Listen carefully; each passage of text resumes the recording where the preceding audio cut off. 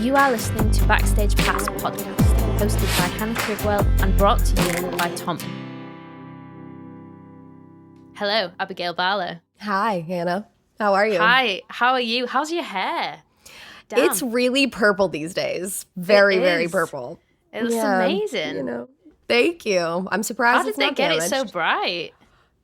They had to bleach my whole head. So it took like a 7-hour day at the salon, but it was totally worth it. My birthday present to myself. Yeah, love it. Okay, so for those of you who aren't aware of Abigail, she has purple hair. But aside from that, she's... That's the only thing. Only thing.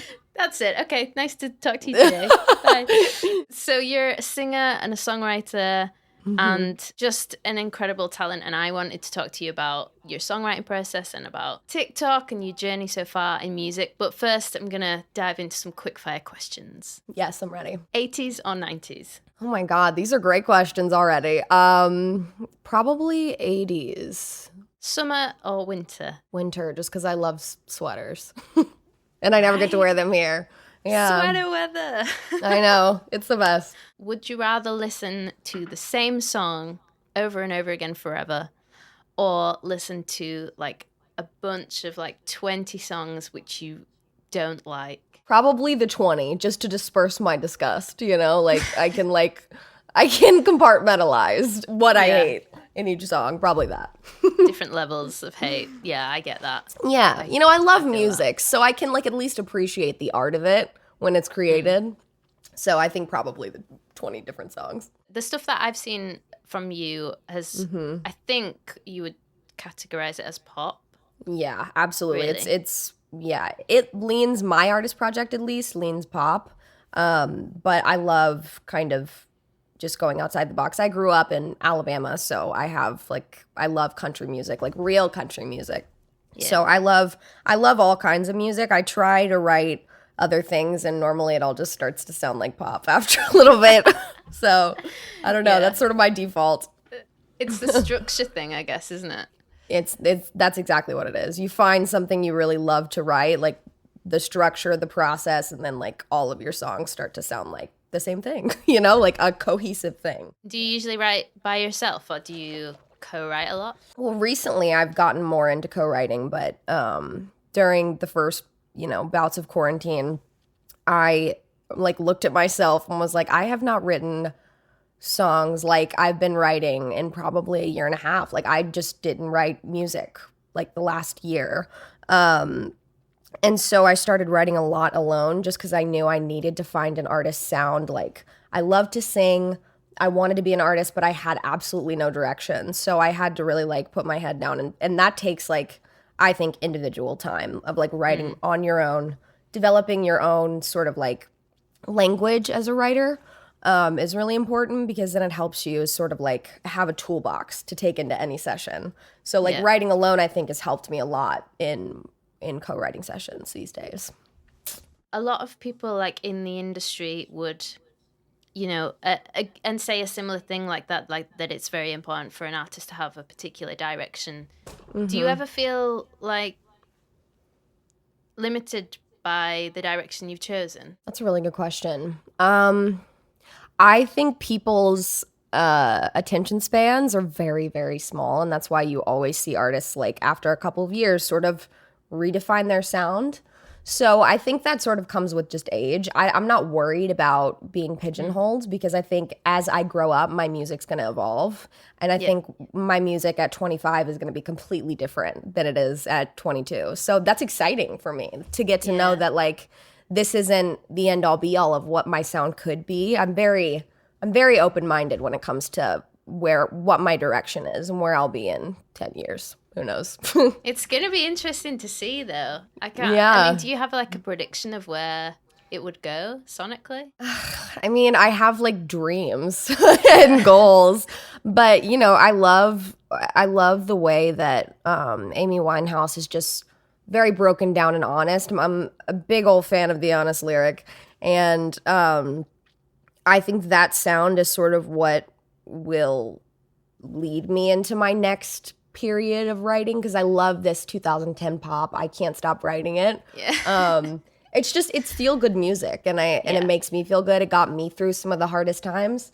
So that's sort of what I lean to, but I think as I get older and as I have more life experiences, my sound might get a little sad. Who knows? Yeah. Like I might be happier, but as I go through life, I feel like I've been blessed to not have many like life-changing or like perspective-altering experiences in my life, like trauma-wise. And so when I started having boys break my heart, that was big trauma for me. But you know, I don't know. I have a lot of life to live, so. My old manager is so funny. He used to say, if I ever got in a bit of a rut with like writing or anything, he would be like, you need something bad to happen, so go and like go get your heart broken. Go and get like some pain in your life. Yeah, trauma breeds art. It really does, and it feels good to make art out of something negative. You know, you feel like, okay, I went through this not for nothing. At least I have this piece of art out of it. That's how I look at things these days. I kind of have to have distance between me and the thing. Yeah. If it's like some of my friends will write a song about something that's happening now. Now, that's so hard. Can't do that.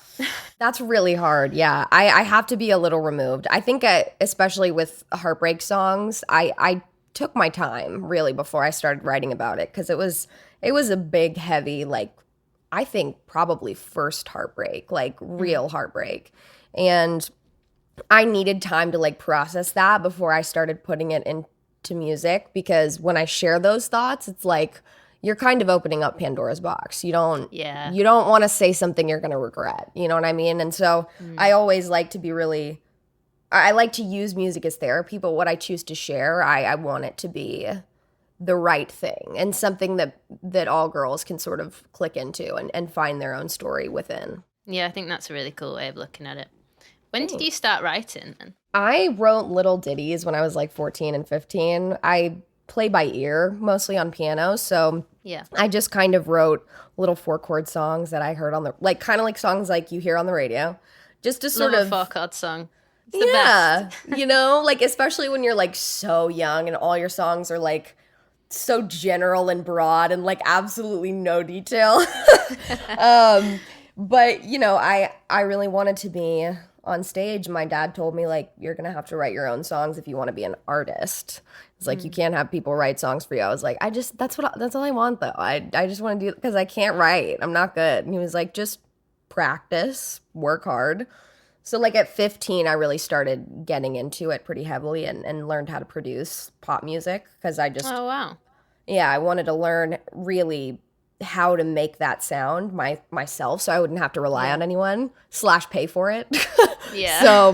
So for a while I was just producing and writing my own music and like releasing it. It was very amateur, and this was like the first experience I really had in the music industry, just dropping stuff on my own, like at 18 out here and having absolutely no experience. It was cool, but I feel like now I've grown a lot from then, and now it's been like 7 years of kind of that being my main focus is writing. Because I'm a lyrics person. Like, the lyrics have to be good. But then at the end of the day, like you say, if there's a song with like a decent, like a good rhythm and rhythm of the vocals as well. Yeah. The lyrics don't have to be good.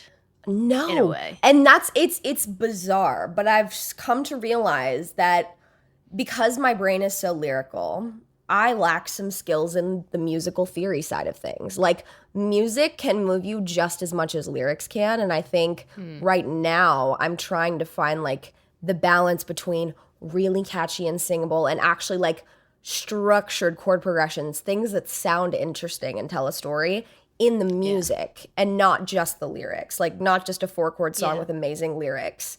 Like, I want a song that also has an amazing top line melody that like is timeless, you know? All the videos that I've watched of yours, I'm like, damn, that's a good song, or that's like a sick top line.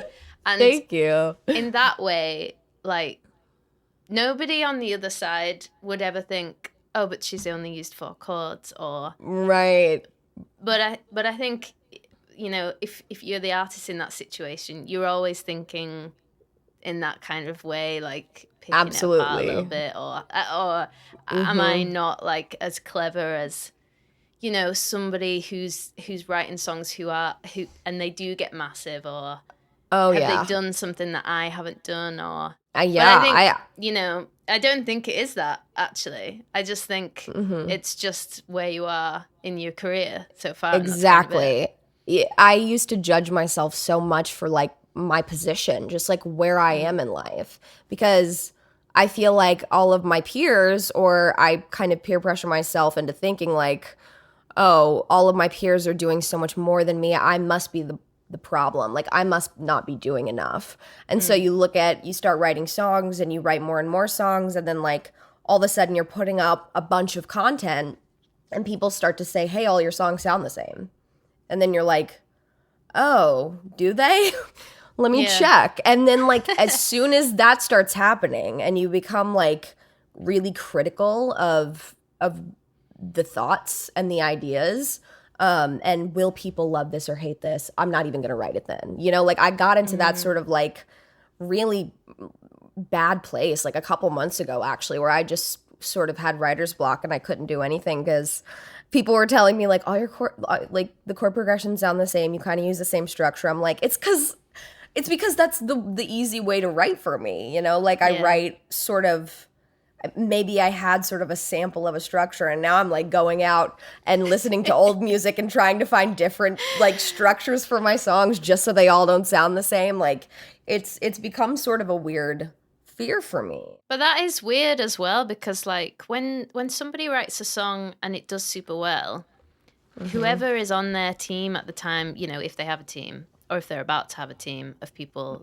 helping them, will say, "Do you have anything like this?" Yeah. Again, you know? Exactly. Oh, that's all they want when you go up to the top. They're like, "Yeah, write us hits," and that's all. Like they'll tell you structure, use the same formula all day long because that's what makes money. But I want to make quality art, not just art that I love, but that other people love too. So I love now. Really, I think what was important for me was to start collaborating with people that are better than me. You know, Right. Yeah. That's a good way to think about it, though, as well. yeah, that know better than me and have more knowledge of things that I don't. Like I really do feel like I learn so much every time I collaborate with someone. So it's been a big part of my process. And speaking of good music, what is your track of the week? Let me check my Spotify. Oh, I loved Miley Cyrus's new music. Plastic Hearts is great. Ah, yeah. Yeah, agreed. I kind of, like I said, I love to memorize things and I listen to the same things over and over again.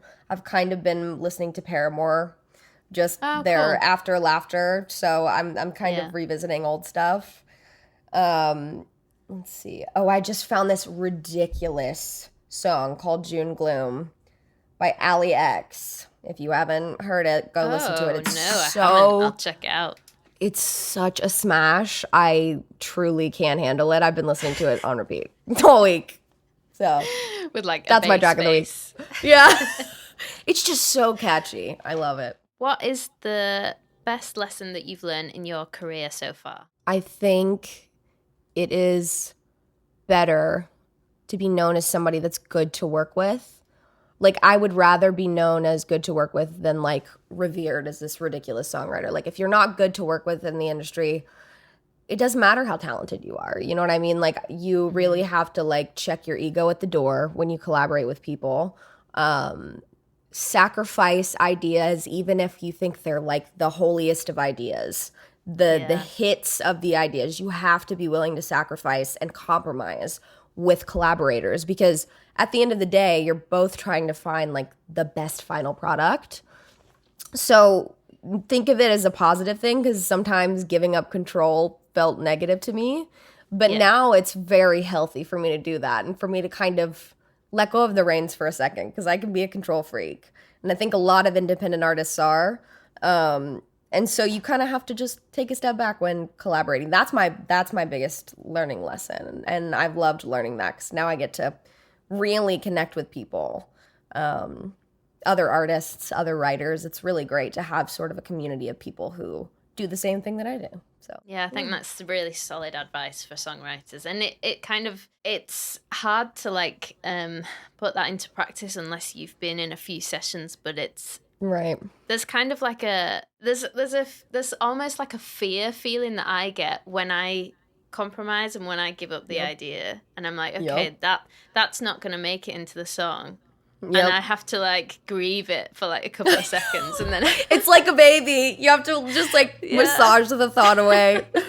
Yeah, I mean, I become like, and then sometimes when the session goes south, or like it's not that great of a session or whatever, you just don't. It's an off day, and you like wish you're like, what if that idea had turned it into something completely different, you know? And you start to like, it's hard because writers, we're kind of just creatures.